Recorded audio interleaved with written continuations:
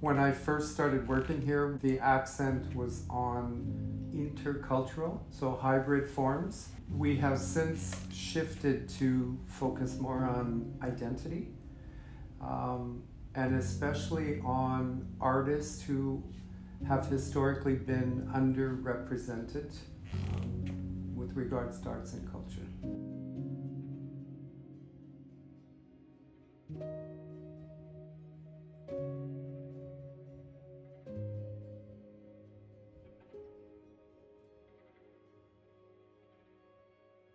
Four artists / companies were approached with the idea of coming into the May to work on whatever it is they were working on. A new project, an idea, a follow through of a creation process. So that's how this slowly started to come about. We decided that it was important for us to have our spaces used and animated. There was a conference 2 years ago that the MI organized, also called Let's Reimagine the World Part 1, where we had to talk about our process as artists living with an impairment or different abilities. And now the MI decided to create this residency where we can actually go from theory into action and create the process. This project called Fragments is our second creation that I'm doing with the same team of collaborators, and it's the second time that we're developing it here at the MI.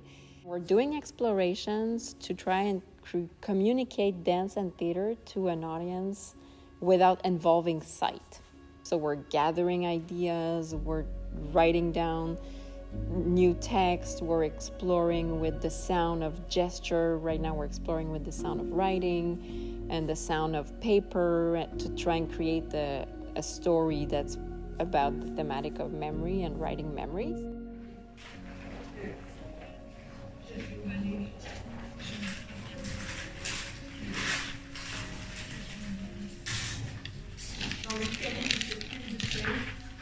Dans l'escalier de cette prise de feuilles, on dit j'arrache le marquis.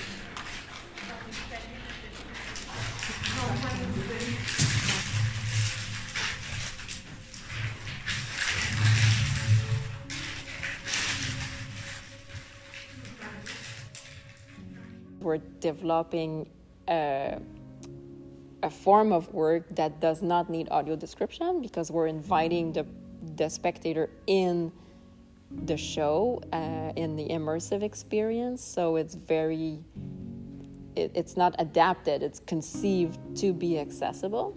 It's important for any art center that's publicly funded to, especially in the time of a pandemic, to rethink how your space is being used and who's getting access to it.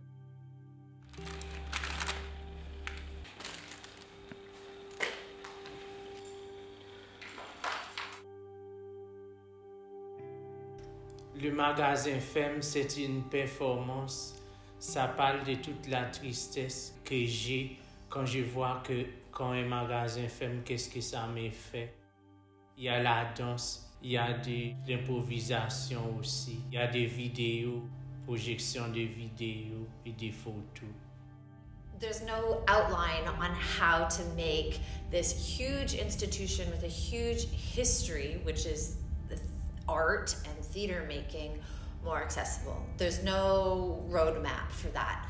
So it's really in doing it and taking your time doing that you figure out ways and figure out really what the issues are and the limitations and what needs to be taken down to be rebuilt. Ça peut ouvrir des portes comme moi qui est un artiste qui a une différence intellectuelle. Et je trouve aussi que ça peut faire briller de l'imagination comme des artistes comme moi. Je pense vraiment que c'est une première à Montréal, qu'il y ait un lieu de diffusion comme le Mai qui ouvre ses portes de façon vraiment ciblée à des artistes qui sont en situation de handicap. Puis, sérieusement, j'espère que c'est vraiment le début d'une longue collaboration parce qu'on va pouvoir sortir des artistes de l'ombre, démarginaliser certains artistes, des pratiques, des paroles qu'on entend peu.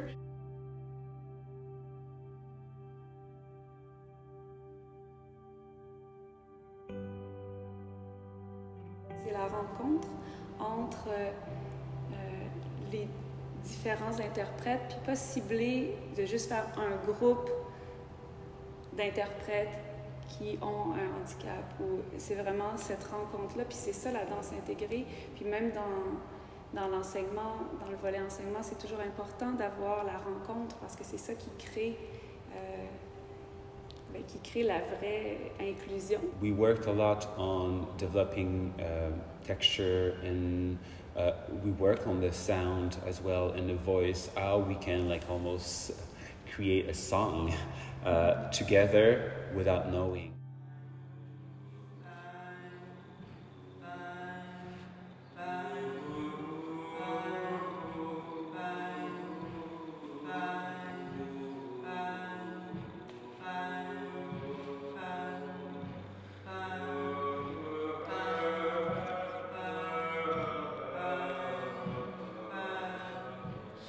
Le projet s'appelle Cartographie les eaux intimes. We were interested in the connection between people, so like the idea of tracing a map of relation and connection, and the idea of the waters when we were like exchanging together about ideas, like the idea of those like paths that cross lands and like connect everyone and like goes to the ocean. So it's something that connects everything, those waters. We hope to carry that with that project also, especially, and to invite people to just embark on that journey without like having the accent, as we were saying earlier, on the disabilities and the differences. It's just a universe that we share, our own intimacy to create our collectivity and our like the way of meeting each other as well. I think that the Mai is really breaking new grounds, new territories by putting those artists forward, and it's important to work with artists who are living with visual disabilities in my case, but any different abilities, to be able to understand what is it that those audiences needs, or what is it that those artists need to be able to emancipate themselves as professionals in this business, and so that we can develop new practices together. Invisibility, I think, is a factor that exists on many lines within many communities.